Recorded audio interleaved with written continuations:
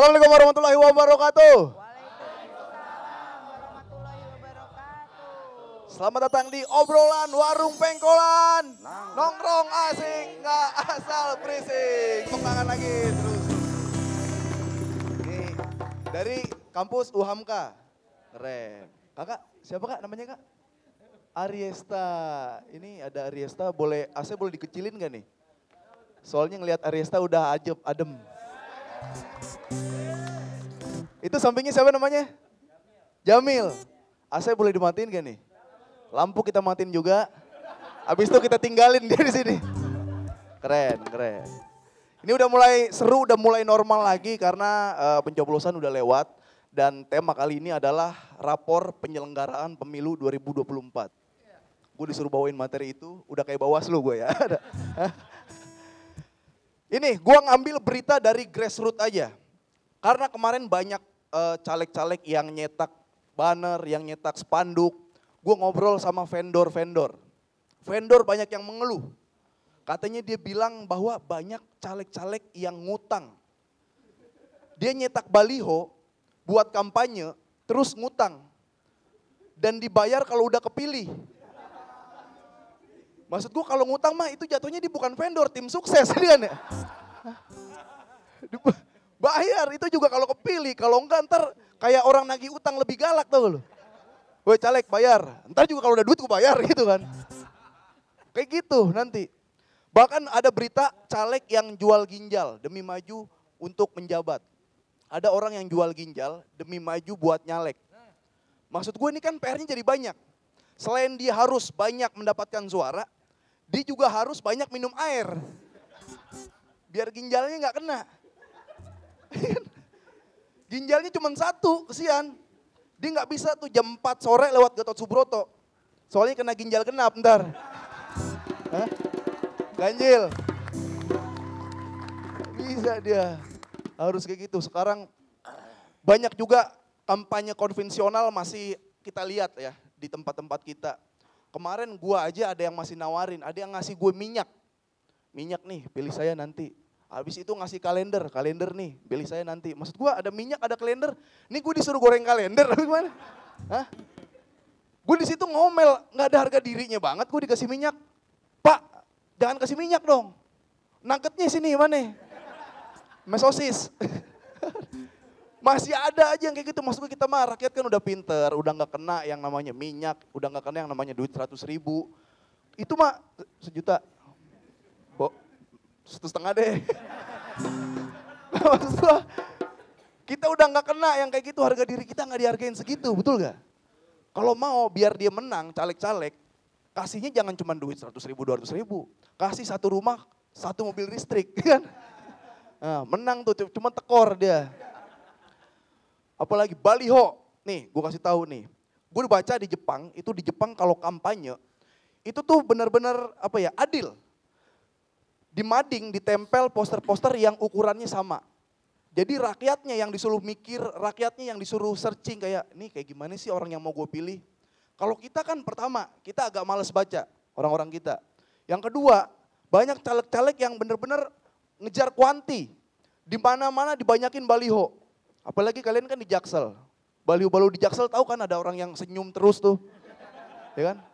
10 meter dia lagi. Di pohon dia lagi. Belok kiri dia lagi. Itu dia kalau misalkan bisa balihonya gede nutup tol Jagorawi dibikin tuh. Biar keinget. Gue kalau lewat Jaksel gitu, baliho. Sampai gue tidur mimpi ada baliho. Gimana itu kan maksudnya yang menang ya yang lebih banyak dipikirin. Kayak gitu, itu baliho. Terus sekarang nih, kemarin gue baca terakhir dana untuk pemilu tahun 2024 ini sekitar 71 triliun. 71 triliun untuk kampanye tahun ini. Maksud gue itu dana yang cukup besar. 71 triliun itu kita bisa beli 13 Cristiano Ronaldo tuh. Dan 20 Lionel Messi. Jadi di Pacitan ada Ronaldo ntar, ada Messi. Dan walaupun dananya udah gede, 71 triliun. Cuman gue masih ngelihat TPS yang cuman pakai tenda, tau gak? Tenda yang cekung, yang kalau hujan diginiin air muncrat. Masih ada. Masih ada yang kayak gitu-gitu, bangkunya bangku plastik, didudukin hancur, nggak bisa duduk Vincent gitu kan di situ ya. Maksudnya untung segitu gedenya, bayangin kalau misalkan dananya itu nggak ada dan dipres banget. Itu pemilu pasti ala kadarnya tuh. Tendanya bukan pakai tenda biru lagi tapi pakai spanduk pecel lele. Ya kan? Tintanya bukan pakai tinta pulpen tapi pakai tinta cumi. Pakunya bukan paku beton tapi paku payung. Diumuminnya juga bukan quick on, bukan pakai mic pas di TPS, cuman teriak dia. Jadi ya udahlah, mendingan kita nikmatin ya, ini udah selesai pemilu dan selamat datang lagi di new normal kalau menurut gua. Tepuk tangan buat kita semua di sini. Gitu aja dari Afif Safi dan selamat datang di obrolan Warung Pengkolan. Nongkrong asik, nggak asal berisik. Terima kasih.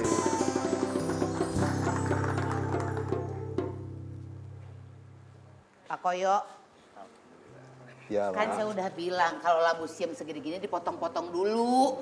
Masa disajiinnya begini, siapa yang mau makan labu siam segini? maksudnya biar enak itu Bu, kalau satuan makannya kan Bu. Ih segini susah makannya Pak. Kayak makan mangga.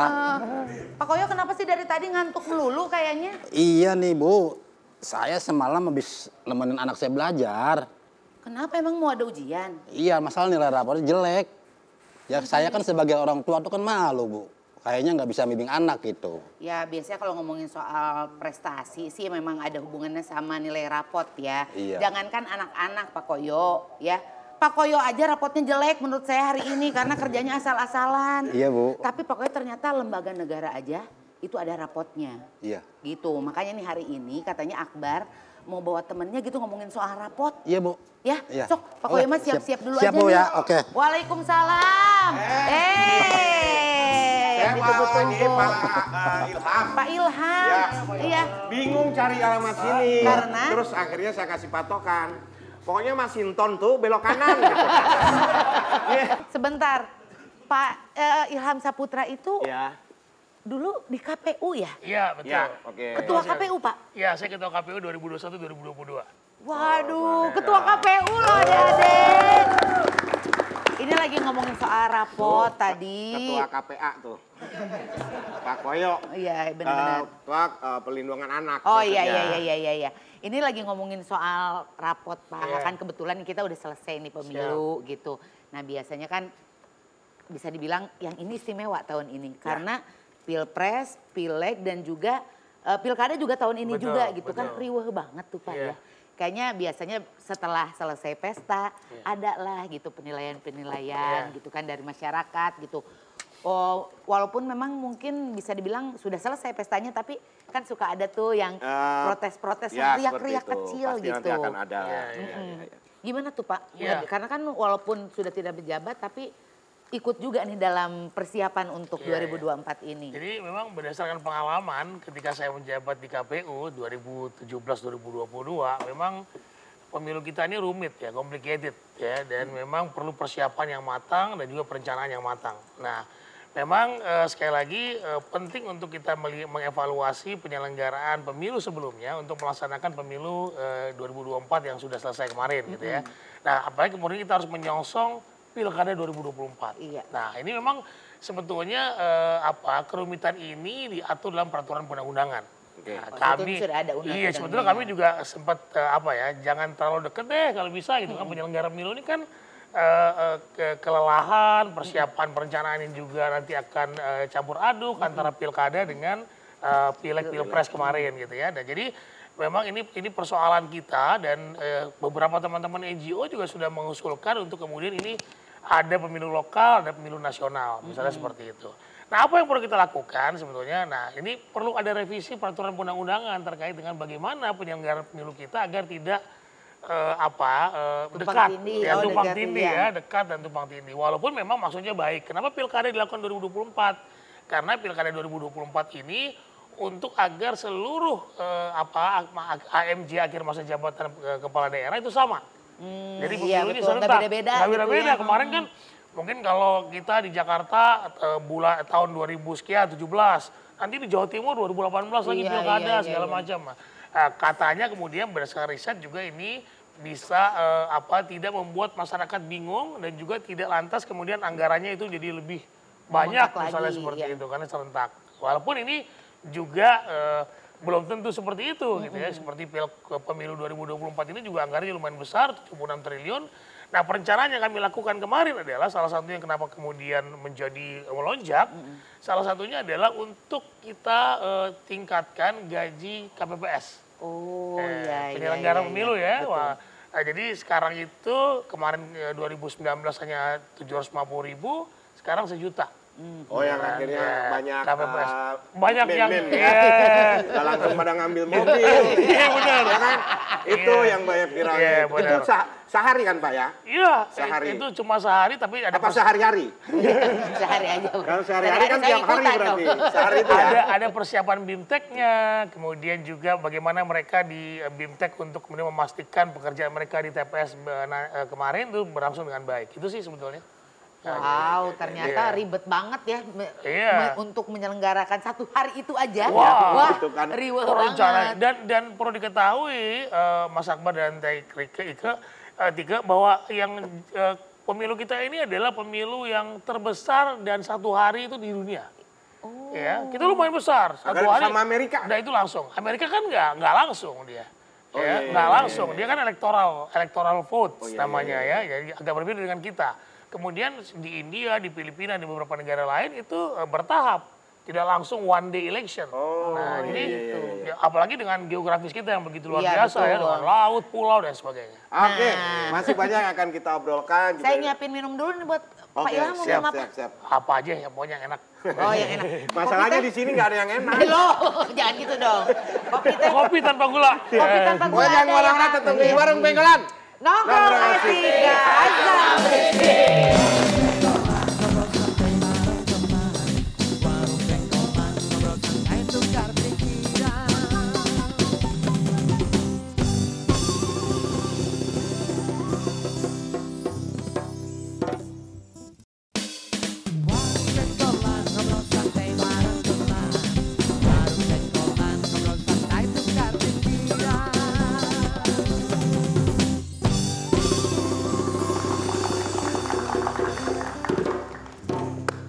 Mas, Ye. Mas.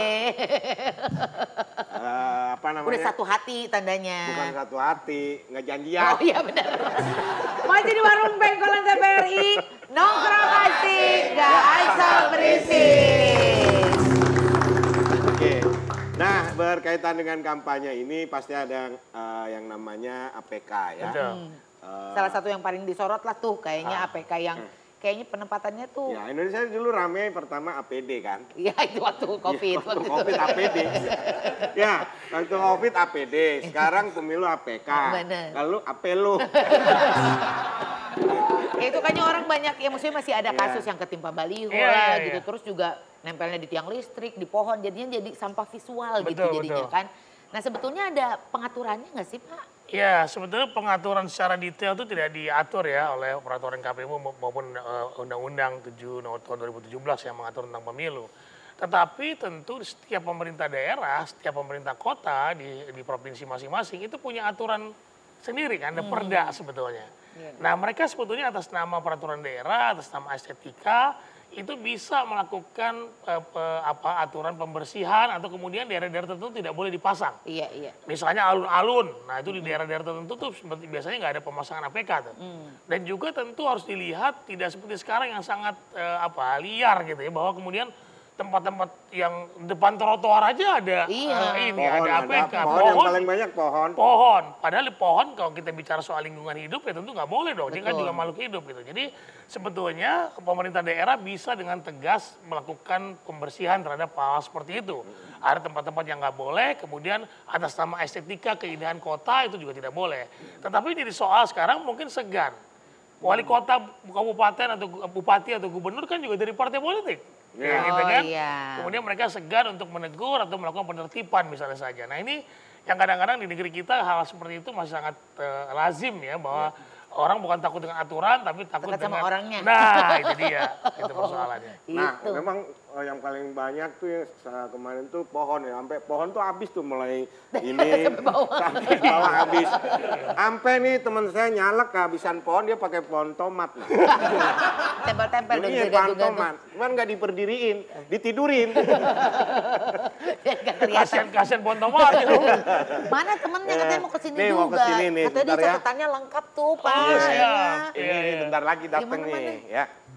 Temanku. Temanku. Mari, Mas. Nah, Ini temennya. Apa kabar, Mas? Sebelum mulai mau minum apa? Teh aja. Teh aja. Teh aja. Pokoknya teh. Teh, bikinin jangan aja. Mas Akbar ini Bikinin teh teh. siapa namanya? Manis pahit? Pahit. Pahit, hidup. ya. Pahit. Karena saya udah manis gitu ya. Iya. Gitu. Mas Fadli ya betul ya. Iya, teh. Dari Perludem. Perlu dem. Iya. Ini catatannya katanya lengkap nih soal penyelenggaraan pemilu kemarin nih. Banyak. Wih, rajin. Apa nih yang paling banyak dicatat sama Perludem nih, Mas Fadli?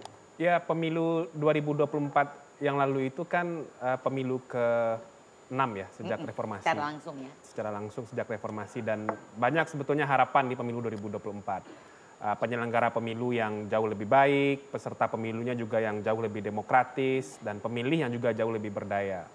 Nah tapi ternyata situasinya justru yang terjadi sebaliknya. Nah penyelenggara pemilu misalnya kan di dalam pemilu 2024 yang lalu itu kontroversinya terlalu banyak. Misalnya mulai dari isu verifikasi partai politik yang diduga dimanipulasi. Bukan diduga lagi, sudah terbukti kan ada pelanggaran dan sanksi etik kepada KPU-nya. Dan berkali-kali juga kena sanksi etik, mulai ada kasus relasi personal ketua KPU dengan satu ketua partai, kemudian KPU yang tidak patuh pada putusan Mahkamah Agung dan putusan Mahkamah Konstitusi, dan beberapa isu lain lah, termasuk soal pencalonan perempuan. Nah, yang penting juga soal bagaimana KPU kemudian mengelola dan memanajemen proses logistik pemilu. Kita ingat kasus di Taipei misalnya, kasus di Malaysia, bagaimana DPT-nya bermasalah, surat suaranya juga bermasalah. Nah itu jadi sorotan. Nah kita berharap sebetulnya pemilu 2024 itu kita sudah sampai kepada istilahnya konsolidasi demokrasi lah. Jadi penyelenggara pemilunya sudah stabil, ya tinggal jalan aja ke depan gitu. Penyelenggara pemilunya juga sudah punya pakem yang pas, ya tinggal jalan aja nanti di pemilu selanjutnya. Tapi ternyata banyak problem, banyak persoalan, banyak hal yang kemudian harus diperbaiki. Nah makanya ini kita masih nunggu ya siapa nanti yang akan DPR-nya nanti akan dilantik siapa, presiden yang akan dilantik siapa. Dan salah satu yang paling penting tentu saja nanti adalah memperbaiki kerangka hukum pemilu kita. Tidak hanya pemilu tapi juga pilkada tentunya. Didesain lagi ulang semua agar ini kita nggak mundur jauh ke belakang gitu. Jadi nggak balik lagi ke nol. Yang pasti kalau dibandingin 2024 sama 2019 bagaimana? 2024 lebih banyak masalahnya kayaknya. Bang Ilham kan mengalami 2019 kan. Ya saya kira dulu 2019 isu manipulasi data verifikasi partai nggak ada gitu. Dan ini kan ada di kalau tahun ini ada ya? kan banyak Bang Akbar. Ya ada partai yang tidak memenuhi syarat, kemudian dengan sengaja diubah hasil keterpenuhan syaratnya jadi memenuhi syarat. Ya. Nah itu kan sudah tersebar di mana-mana kan, bisa dengan mudah ditemukan gitu. Oke, nah kepada Pak Ilham nih, dari semua yang disampaikan oleh Mas Fadli, upaya apa sih sebenarnya dari tahun ke tahun perbaikan-perbaikan, tapi tetap aja masih ada terjadi pelanggaran atau ketidaktepatan lah seperti itu. Apa kira-kira? Ya sebetulnya memang sekali lagi saya ingin sampaikan bahwa pemilu serentak seperti ini memang sulit dan rumit gitu ya. Oleh karenanya perlu evaluasi menyeluruh terkait dengan penyelenggaraan pemilu kita gitu ya. Misalnya saja pilkada dan pemilu itu dilakukan di tahun yang sama. Itu sangat complicated, sangat rumit buat penyelenggara terutama. Dan juga riuh.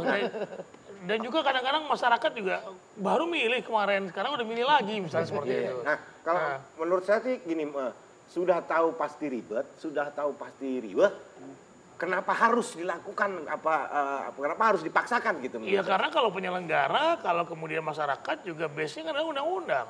Kalau undang-undangnya seperti itu, maka undang-undangnya harus dijalankan seperti apa kata undang-undang kan KPU hanya menjalankan dari undang-undang betul, ya. KPU hanya menjalankan sesuai dengan peraturan undang-undangan. KPU tidak bisa kemudian denial terhadap kondisi seperti itu kan undang-undangnya ya udah tersirat dan tersurat seperti itu. Berarti Jadi kita harus ke DPR juga ya untuk ke DPR. merubah. Nah ini tentu saja saya ingin ingatkan juga sekali lagi bahwa ini soal pemilu ini tidak hanya punya partai politik gitu kan. Nah masyarakat juga, masyarakat sipil seperti Mas Fadli juga harus dilibatkan. Bagaimana sebetulnya format pemilu yang tepat buat kita gitu ya. Walaupun mungkin sekarang udah tepat. Kemarin sebetulnya menurut saya 2004 sampai 2014 itu udah benar bahwa ada pileg dan pilpres yang jaraknya ada waktu sama 3 bulan gitu kan. Nah sekarang digabung seperti saat ini ya rumit jadinya seperti itu. Nah ini yang kemarin menarik juga sebetulnya di pemilu kali ini adalah soal debat capres yang banyak diomongin sama orang. Karena orang tuh banyak yang bilang gini, kok kebanyakan gimmick ya gitu daripada menyampaikan substansinya gitu.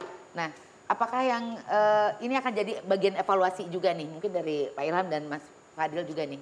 Ya, kalau dari segi format debatnya yang disiapkan KPU, lumayan oke lah menurut saya ya. Format debat Capres 2024 yang lalu itu. Sebab kita bisa lihat ruang untuk masing-masing capres saling menanggapi itu kan agak lebih panjang. Betul. Hampir 3 segmen ya. Pertanyaan dari panelis yang dijawab capres maupun cawapres boleh langsung tuh ditanggapi oleh masing-masing capres. Dan termasuk juga ruang untuk saling bertanya kan agak lebih lapang ya. Nah mungkin catatannya adalah yang paling serius itu menurut saya soal pendukung ya. Pendukung yang masuk ke ruang debat itu terlalu rame dan berisik dan itu mengganggu sekali. Kita kan lihat hampir semua moderator di 5 kali debat itu kewalahan kan. Habis waktunya untuk diam, tenang, jangan bersuara, nanti ada kesempatan. Ada teman-teman yang hitung untuk itu aja itu hampir setengah jam sendiri tuh untuk nyuruh-nyuruh diam itu gitu. Kan makan waktu. Iya. Nah ya padahal disiarin di semua televisi. Betul. Streaming YouTube kan banyak gitu. Jadi kan sekarang mereka sendiri ya pendukung kan ngotot seperti itu. Pokoknya tidak menyimak apa yang disampaikan, bahwa begitu berhenti, gitu kan. Orang nggak ngerti juga apa yang disampaikan ya. Kalau dari Pak Ilham mungkin ada ini. Memang banyak sekali yang komplain atau kritik terhadap format debat ya. Jadi orang berharap seperti di Amerika Serikat gitu kan. Langsung meledak-ledak gitu kan. Sementara di kita kan ada slot iklan, spot iklan, kemudian juga diatur kemudian TV itu kan juga berbayar loh ya, itu berbayar gitu dan hal-hal teknis lainnya gitu ya dan walaupun kemudian di format terakhir segmen terakhir itu kan juga ada pertanyaan-pertanyaan seperti itu walaupun kemudian ya ini catatan saya dari 2019 misalnya saja itu membosankan debatnya. Kenapa? Karena calonnya ya sama. Calonnya 2019 Jokowi dan Prabowo. Nah sementara 2024 ada 3 orang yang kecuali Pak Prabowo gitu ya, yang dinamik jadinya. Jadi orang menikmati dengan proses itu gitu loh. Nah, jadi itu catatan saya itu sih. Jadi bahwa kemudian ingin berharap seperti debat di Amerika dan negara-negara lain, secara teknik kita agak susah karena diatur dalam peraturan perundang-undangan. Oke, nah ini masih ada satu lagi nih Teh nanti yang mau datang ke sini. Iya, karena penasaran sebetulnya kalau untuk anak-anak muda nih yang memang tahun ini porsinya lebih besar daripada yang lainnya gitu. Apakah menjadi satu concern juga soal pengadaan pemilu tahun ini? Dan kemana-mana makanya tetap di Warung Pengkolan TVRI. Nongkrong asik, gak asal berisik.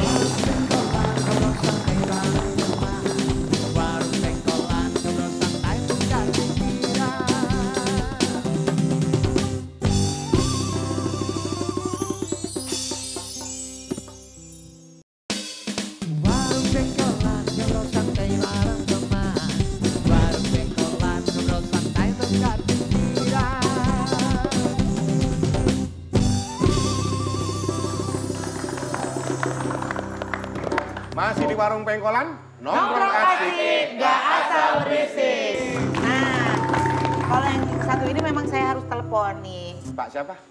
Mas Adi. Ada. Halo? Adi apa ada? Adi. Tapi ada kan? Adinya ada, iya. Mas Adi udah sampai mana? Ya saya jemput di situ ya. Ya tunggu bentar. Ya. Oke. Mana Teh? Jemput Mas Adi. Jauh banget ke rumahnya jemputnya. Mas Adi. Sini. Nih Mas Adinya datang. Mas Adi. Nih. Aku di mana? Mas Sini, Adi silakan, ada, Mas. silakan Mas Adi. Mas Adi. Aduh, kok gini nih. Mas Adi mau minum apa? Kopi pahit. Kopi pahit? Iya. Mas Adi, kan kalau dibilang tahun ini kan milenial dan juga Gen Z itu paling banyak presentasinya dalam pemilu sekarang ini. Nah, kalau Mas Adi sendiri ngelihat KPU tuh sudah ini nggak sih memfasilitasi si Gen Z sama milenial ini di pemilu tahun ini? Tergantung cara memaknainya. Kalau yang dimaksud dengan tingkat partisipasi itu diakomodasi tinggal nanti diuji. Karena anak-anak milenial ini secara umum tidak terlampau peduli dengan pemilu. Dalam teori perilaku politik ada yang disebut dengan the problem of collective action. Jadi anak muda menganggap ikut pemilu itu nggak penting-penting amat karena sudah ada yang mewakili. Iya. Ngapain sih ikut pemilu, datang ke TPS, milih presiden, toh presidennya juga bisa dimiliki oleh kita yang nggak datang ke TPS. Yo. Milih nggak milih punya presiden. Iya, itu yang disebut dengan masalah tindakan bersama. Contoh, yang jadi presiden di 2019 kan Jokowi. Jokowi itu adalah milik mereka, baik yang datang ke TPS dan nggak datang ke TPS. Semua kebijakannya Jokowi dimiliki oleh mereka yang datang ke TPS dan nggak datang ke TPS. Anak muda cenderung begitu pola pikirnya. Jadi mikirnya untung dan rugi, ngapain capek-capek. Datang ke TPS, nunggu dari jam 6, nyoblos jam 8, selesai jam 2, presidennya sama kok. Mending kita jalan-jalan kan begitu. Nah itu yang kemudian menjadi rumit anak muda. Sekalipun kita memiliki bonus demografi 53% di 2024, tapi jangan berharap banyak karena anak muda itu tidak menganggap bahwa politik itu bukan suatu hal yang prioritas, Mas Bro. Oke, makanya banyak sekarang campaign itu siapa yang nyoblos menunjukkan jari ada bonus, ada diskon makan, kemudian ada dapat ayam geprek, Iya. Ada satu gerai kopi yang kalau nyoblos 2 tahun loh dapat diskonnya. Iya, luar biasa gitu. Apa memang anak muda tuh harus diiming-imingi dengan seperti itu? Ya ini kan menurut saya ada sesuatu hal yang serius. Coba bisa Anda bayangkan. Datang ke TPS diiming-iming makan gratis coba. Apa bedanya dengan kucing sama ayam? Yang nggak ada pikirannya. Itu artinya apa? Anak-anak muda ini seakan-akan datang ke TPS itu bukan dianggap sebagai panggilan demokrasi. Bukan panggilan sejarah. Bukan panggilan bagaimana memilih pemimpin, memilih anggota dewan yang sesuai dengan hati dan pikiran. Itu artinya dimobilisasi, digerakkan. Apa yang menggerakkan mereka datang ke TPS? Iming-iming, makan gratis, itu gratis, ini gratis. Mestinya anak muda itu datang ke TPS karena dia yakin bahwa presiden yang dia pilih, anggota dewan yang dia pilih, partai politik yang dia pilih adalah pilihan-pilihan yang rasional, di mana mereka yakin bahwa pilihannya itu akan menentukan masa depan Indonesia. Gitu mestinya. Gini, kadang orang itu kadang males datang itu karena mungkin ya jauh, kemudian juga ya goler aja di rumah. Mungkin ada ide gitu ya. Keliling gitu, dia yang keliling petugas TPS-nya. Tahu bulat gitu. Iya, petugasnya yang keliling gitu. Itu kan hal simpel yang kadang males tuh itu karena goleran aja di rumah udah lewat gitu. Itu dulu kan pernah dilakukan. Iya, pernah dilakukan. Itu pernah dilakukan. Cuman kan kontrolnya susah, Mas Akbar. Mengontrol surat suara yang dibawa berkeliling itu betul-betul dicoblos oleh orang yang tepat itu susah. Nah makanya di dalam negeri kan nggak ada lagi surat suara keliling. Itu dilakukan di luar negeri. Ada yang namanya TPS keliling. Tapi dia TPS kelilingnya tidak keliling. Dia berhenti di satu tempat, misalnya di taman tertentu gitu ya, di taman tertentu. Dikasih tahu bahwa masyarakat yang tidak datang ke, biasanya di konjen atau di kedutaan, TPS-nya, datang ke situ aja tempat kumpul. Nah itu dilayani seperti itu. Tapi kan orang melihat semua. Kalau keliling betul kata Fadli gimana, keamanan surat suara seperti apa gitu. Ya mungkin sampai keliling itu, paslon-paslon dicoblos mendadak. Tukang bakso tusuk dong ya. Tapi ngomong-ngomong nih minumnya gratis apa bayar? Gratis dong, kan diundang ke sini. Gratis dong. Nah, tapi udah sinergi belum sih nih antara KPU, Bawaslu, terus DKPP gitu. Sejauh ini sudah berjalan dengan baik belum sih kerjasamanya? Jujur? Ya jujur boleh. Belum sih kayak menurut saya. Kalau 2024 belum lah. Ya banyak evaluasi. Sebelumnya mah lumayan. Sinergi itu kan dalam artian bukan mereka adem-adem aja terus kemudian pemilunya jalan. Tidak seperti itu. Karena kan Bawaslu dan KPU itu kan memang punya tupoksi yang berbeda, Teh. Bawaslu itu ya dia harus curiga terhadap apa yang dikerjakan KPU, harus ribut gitu. Kalau sedikit aja KPU bergerak agak aneh nih, mereka harus ribut. Karena tugasnya mengawasi. Iya. Karena nature-nya pengawas kan begitu. Nah kalau 2024 yang lalu kan Bawaslunya agak adem-adem ayam ya. Jadi banyak tuh pelanggaran-pelanggaran yang ribut di media, di medsos itu kita hampir nggak mendengar responnya Bawaslu gitu. Tidak ada sebuah pelanggaran yang akhirnya ini benar-benar diselesaikan dan Betul, menjadi ada bahan juga, pemberitaan. Ya, DKPP pun juga sama. Tugasnya sebagai pemberi sanksi etik kepada penyelenggara, masa ada sanksi peringatan keras terakhir tapi dikasih 2 kali. Nah itu kan kita jadi bingung, keras terakhir tapi kok berkali-kali gitu. Jadi keras-keras berarti ya. Karena keras 2 kali. Iya, keras 2 kali. Kalau dari Pak Ilham gimana? Iya, sebenarnya di masa kami ya dulu Bawaslu-nya justru lumayan posesif lah kalau istilah. Harus nyinyir, harus nyinyir. Pokoknya apa yang dilakukan KPU dia nanya, dia tanya, dia buat di koran segala macam. Nah sekarang misalnya saja dalam konteks distribusi logistik, kok nggak ribut gitu, nggak bisa terdengar gitu. Padahal distribusi logistik zaman kami itu soal-soal tercecer di mana segala macam itu diekspos oleh Bawaslu segala macam. Tapi sekarang saya nggak denger itu. Dulu sampai yang kardus digembok aja jadi rame banget. Ya, misalnya kayak gitu. Iya, sekarang nggak ada ya. Itu bukan kewenangan Bawaslu sebenarnya. Jadi itu KPU dengan berbagai pertimbangan. Walaupun sekarang juga masih pakai itu juga gitu loh. Gembok di kardus. Itu cuma dibalikin doang. Nah Mas Adi, kalau anak-anak muda ini nggak sih peduli nggak sih sama hal begitu bahwa waduh sinergi antara KPU, Bawaslu dan DKPP gitu?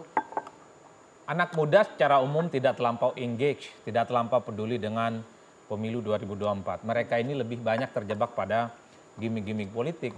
Jadi kalau mau jujur sebenarnya mereka kalau di tracking satu persatu tingkat pengetahuan mereka soal apa Bawaslu, apa itu KPU dan DKPP nggak ngerti pola kerja dan mekanisme bahwa ini adalah 3 instrumen penyelenggara pemilu yang dianggap sebagai representasi pemerintah, nggak tahu. Mereka kalau tanya misalnya sebutkan larangan dalam kampanye, nggak tahu mereka. Apa saja yang tak boleh dilanggar, mereka nggak tahu. Bahkan pasal tentang politik uang sekalipun nggak tahu. Ada yang tahu nggak di sini? Pasal tentang politik uang. Saya hakul yakin. Nggak tahu. Yakin nggak tahu. Iya jangan nggak tahu juga muda, kan? saya juga nggak tahu. Dan yang menarik terkait dengan soal dana kampanye ini adalah orang itu tidak mau menyebut namanya dia secara jelas gitu. Makanya Abdullahnya banyak, hamba Allah. Nah itu jadi masalah. Harusnya kan dia harus terang benderang menyumbang siapa dan sumber dari mana, kan itu sebetulnya. Nah ini yang transparansi seperti ini yang sepertinya masih kurang, will-nya masih kurang dari partai politik maupun dari pasangan calon. Betul, termasuk misalnya ada partai politik yang kelihatan miskin banget gitu loh. 180.000. Ternyata salah input. Padahal billboard, baliho, banner dan atribut partainya itu dari ujung ke ujung. Dari ujung Kalistia ketemu ke ujung Kestiwa lagi. Paling banyak. Yang bisa ngalahin cuma Masinton. Tapi tergantung Masinton yang mana. Yang senyum apa yang pegang raket. Kalau pegang raket itu mungkin badminton. Ada juga Masinton yang pegang bola. Nah ini Ada. Itu pengkolan belok kiri. Pengkolan belok kiri. makin seru obrolannya, makin hangat ya. Makanya jangan kemana-mana karena abis ini nih ngomongin soal anak muda yang mau bertanya. Dari Universitas Muhammadiyah, Profesor Dr. Hamka yang akan tanya sama narasumber kita. Jangan kemana-mana, tetap di Warung Pengkolan TVRI. Nongkrong asik, gak asal berisik.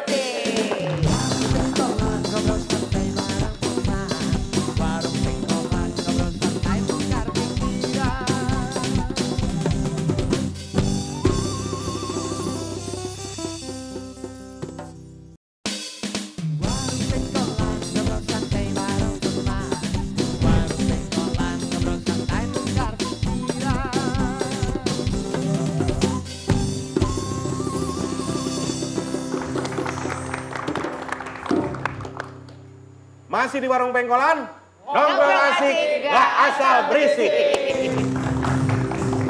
Sebelum kita kasih kesempatan buat para mahasiswa bertanya, ada satu pertanyaan nih. Jadi sektor khusus apa nih yang harus segera dibenahi menjelang pilkada 2024? Ya, saya kira manajemen apa dari KPU itu sendiri terkait dengan misalnya saja nanti nih soal Fadi udah bilang tadi soal verifikasi partai politik. Iya. Kalau sesuai ketentuan tentu syarat-syaratnya harus dipenuhi semua. Jangan lantas kemudian KPU provinsi dan KPU kabupaten kota sudah menyatakan dia tidak memenuhi syarat, tiba-tiba KPU memerintahkan untuk memenuhi syarat.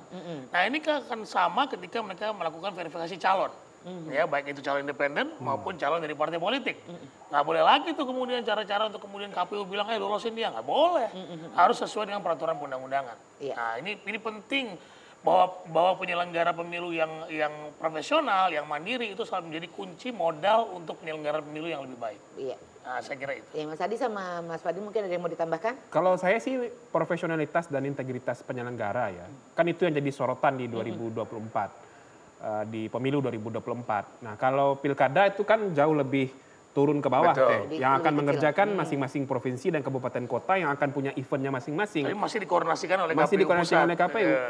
Kalau KPU-nya main-main, menurut saya itu konfliknya akan jauh lebih ada di akar rumput. Karena pilkada kabupaten ya konfliknya akan ada di kabupaten kota. Kalau provinsi akan ada di provinsi. Jadi bahaya kalau main-main dalam menyelenggarakan pemilu. Iya, Mas Adi ada yang mau ditambahkan? Ya kan sebenarnya problem terbesar di pemilu kita 2024 ini adalah tingkat kepercayaan publik ya. Yang cukup terjun kalau menurut saya terhadap Di level teratas ya. Iya, dari Sidratul Muntaha agak sedikit terjun bebas lah kira-kira. Karena ini anak UHAMKA pasti ngerti Sidratul Muntaha itu apa. Ya kira-kira langit ketujuh lah kira-kira begitu. Jadi salah satu problem terbesar menurut saya penyelenggaraan pemilu termasuk Pilkada 2024 adalah tingkat distrust kita terhadap penyelenggara itu memang luar biasa ya. Bahwa ada indikasi-indikasi misalnya mereka itu tidak profesional, mereka ini misalnya cenderung dalam tanda kutip gitu genit dan menjadi bagian dari instrumen kepentingan tertentu itu kan sangat kentara dan itu yang kemudian muncul dalam film yang belakangan viral yang Dirty Ford. Saya nggak mau berkomentar terlampau panjang ya. Karena filmnya juga udah panjang ya. Kalau gitu kita kasih kesempatan aja buat adik-adik ini dari UHAMKA, silakan. Halo, perkenalkan nama saya Reza Tanis Laidin dari mahasiswa UHAMKA. Saya ingin bertanya kepada Pak Fadli, kan kami sebagai mahasiswa nih, bagaimana sih cara kita ikut mengawasi penyelenggara pemilu, misalnya jika ada pelanggaran atau kecurangan saat pemungutan suara. Terima kasih. Terima kasih. Kita tahu aja milihnya yang lebih paling mudah. Ya banyak ruang bagi mahasiswa untuk berpartisipasi ya. Di 2024 yang lalu itu Perludem bikin training untuk jadi KPPS dan pengawas TPS bagi mahasiswa di 5 kota. Nah, kalau untuk pilkada nanti kalau teman-teman UHAMKA mau itu bisa. Apalagi sekarang kan ada program kurikulum Merdeka Belajar itu ya, Mas Adi ya. Dan teman-teman mahasiswa nggak harus memenuhi SKS-nya di kelas. Tapi SKS itu bisa didapatkan dari kegiatan-kegiatan di luar kelas. Nah, salah satunya menurut saya bisa jadi penyelenggara ad hoc sebagai KPPS, pengawas TPS, atau jadi pemantau pemilu. Nah, Perludem kan jadi pemantau pemilu, teman-teman JPPR. Nah, nanti teman-teman UHAMKA bisa daftar ke KPU setempat, ke Bawaslu setempat untuk jadi pemantau pemilu dan bisa mengawasi semua proses penyelenggaraan Pilkada 2024 itu. Ini jarang, kalau kata Mas Adi, jarang nih ada yang anak muda yang peduli sama nah, makanya harus didorong. Kalau jadi pemantau terlalu sudah mainstream ya, sudah banyak gitu ya. Jadi penyelenggaranya. Kami punya tuh di 5 kota itu ada sekitar 40-an orang yang kita latih sekitar 2 bulan yang lalu ya. Jadi mereka kita latih soal tahapan pemilu, soal strategi jadi KPPS, pengawas TPS. Terus mereka daftar dan lumayan sekarang mereka jadi KPPS di tempatnya masing-masing untuk pemilu yang lalu ya. Nanti untuk pilkada teman-teman bisa melakukan hal yang sama. Tuh mudah-mudahan ya teman-teman bisa ikut gabung ya. Oke. Ada lagi pertanyaan satu lagi? Silakan. Assalamualaikum warahmatullahi wabarakatuh. Waalaikumsalam. Perkenalkan, nama saya Ijlal Rizkulon Nasution. Saya dari mahasiswa FISIP UHAMKA. Pertanyaan untuk Pak Ilham. Jadi isu inklusivitas kan lintas sektoral, Pak. Nah, kaitannya dengan pemilu, bagaimana KPU bisa menciptakan pemilu yang ramah bagi teman-teman penyandang disabilitas dan kelompok rentan lainnya, Pak? Baik, ya ini pertanyaan bagus sekali ya. Kadang-kadang kita lupa dengan bahwa banyak penduduk kita, masyarakat kita yang disabilitas ya. Nah, KPU dari tahun 2004 itu sudah concern terhadap bagaimana mereka bisa berpartisipasi dalam pemilu. Contohnya adalah dari tahun 2004 kita membuat template. Template itu adalah terutama kepada teman-teman disabilitas netra ya, yang tunanetra. Kita buat template. Template itu adalah semacam kertas yang bisa dimasukkan, surat suara dimasukkan ke situ. Kemudian nanti mereka membaca dengan huruf braille. Nah, sampai sekarang itu ada. Tapi sekarang memang untuk pileg itu terlalu mahal pengadaannya karena kan setiap dapil berbeda orangnya gitu kan, nama-namanya sulit. Jadi hanya untuk presiden dan DPD. Nah, itu sudah dilakukan oleh KPU. Kemudian kedua, kami juga membuka diri terhadap teman-teman disabilitas yang mau menjadi penyelenggara pemilu. Misalnya saja di kabupaten di Sulawesi Tenggara, itu ada teman kita yang disabilitas yang kemudian menjadi penyelenggara pemilu.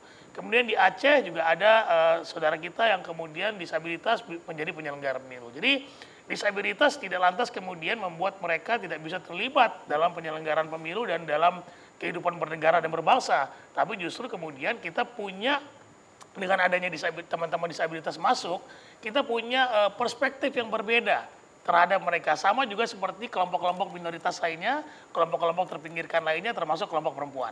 Saya kira itu. Oke, Mas Adi mungkin ada yang mau ditambahkan? Yang mana yang mau ditambahkan? Yang tadi dari penjelasannya. Saya justru mau nambah kopi. Oh, beda. Tapi ini mungkin satu pertanyaan nih, kenapa sih nggak pakai sistem yang teknologi, kan udah digital kan semuanya gitu. Footnya pakai teknologi. Oh, sekarang mestinya nyoblos-nyoblos gitu, masih tetap itu. Ya. Gitu. Kalau kita membuat inovasi itu kan tergantung kebutuhan ya. Bahwa kemudian kebutuhan kita bukan pada e-voting ya. Karena selama ini tidak pernah ada persoalan ketika pemungutan suara di TPS.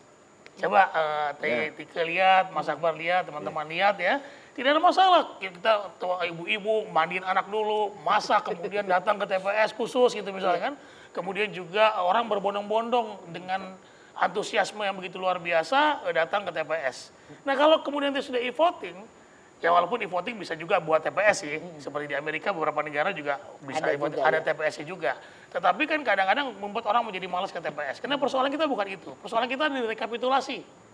Nah, di rekapitulasi itu rentan dengan kecurangan, rentan dengan perubahan suara. Nah itu yang kemudian di masa kami membuat sistem informasi rekapitulasi yang diteruskan oleh KPU sekarang. Nah ini saya tidak tahu bagaimana persiapan mereka, tapi itu adalah untuk meminimalisir adanya kecurangan-kecurangan terkait dengan manipulasi suara. Oke. Cuman memang secanggih-canggihnya apa ya, secanggih-canggihnya sebuah sistem. Kalau dari orangnya udah nggak ada niat untuk jujur, itu ya tetap aja ada celah-celahnya. Gitu. Iya. Selalu ada celahnya aja ya. Tapi menurut saya bagus sebenarnya kalau ke depan KPU, Bawaslu dan pemerintah berpikir bagaimana soal mempermudah pencoblosan. Orang kan juga banyak kendala untuk datang ke TPS. Mungkin karena hujan, mungkin karena hajatan, mungkin karena istrinya melahirkan, dan seterusnya. Jadi agak dipermudah. Bikin hajatan pas lagi pemilihan tuh gimana ceritanya? Banyak dong. Di Madura banyak. Banyak, karena ini dianggap sebagai tanggal istimewa. Betul. Oh iya dong, ini something of surprise-nya begitu. Jadi ini menurut saya harus dipikirkan. Satu, pengguna internet dan gadget kita terbesar di dunia. Yang kedua, tentu harus dibikin regulasi. Ini belum ada undang-undangnya. Iya. Jadi kalaupun toh ya pakai gadget nyoblos itu belum ada regulasinya. Itu bagus sebagai sebuah terobosan. Tapi yang paling penting ya soal political will. Betul kata Mas Bro Akbar ini, secanggih apapun dan semudah apapun fasilitas untuk mencoblos, tapi kalau memang oknum dan political will-nya miring-miring, itu tetap saja pemilu itu pasti agak gampang untuk diakal-akalin. Itu aja. Atau mungkin sengaja dibikin seperti ini rumit gitu ya. Jadi suatu saat kalau kita butuh memanfaatkan kerumitan itu, bisa gitu. Contohnya. Terima kasih ya teman-teman atas pertanyaannya. Nah setelah ini kita masih akan kasih juga nih kesempatan buat para narasumber untuk bikin closing statement. Ya. Ini udahan nih? Belum, nanti. Nanti abis ini. Ini masih digorengin ayam, tenang aja. Kopinya lagi dipetik dulu, kan nanti lagi dibikinin kopi ya. Dibungkus aja ya. Dibungkus aja 2 ya. 4, nggak boleh nyebut 1, 2, 3. Iya benar. Itu Bapak sebut tadi. 4. Tapi ini tayang kan udah selesai ya? Udah selesai. Udah selesai kan? Betul. Makanya jangan kemana-mana, tetap di Warung Pengkolan TVRI. Nongkrong asik, gak asal berisik.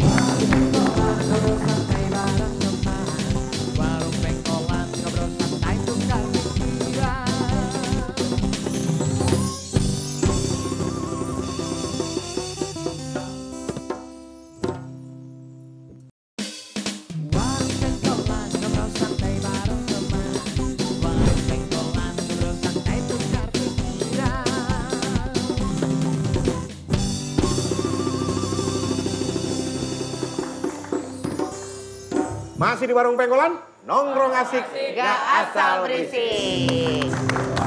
Ya, kita sudah sampai di akhir segmen dan saatnya kita berikan kesempatan kepada para narasumber untuk memberikan closing statementnya mengenai raport yang diberikan kepada KPU di pemilu ini. Silakan dari Mas Fadil dulu. Ya kalau rapor penyelenggara sih menurut saya agak mengecewakan ya kalau pemilu 2024.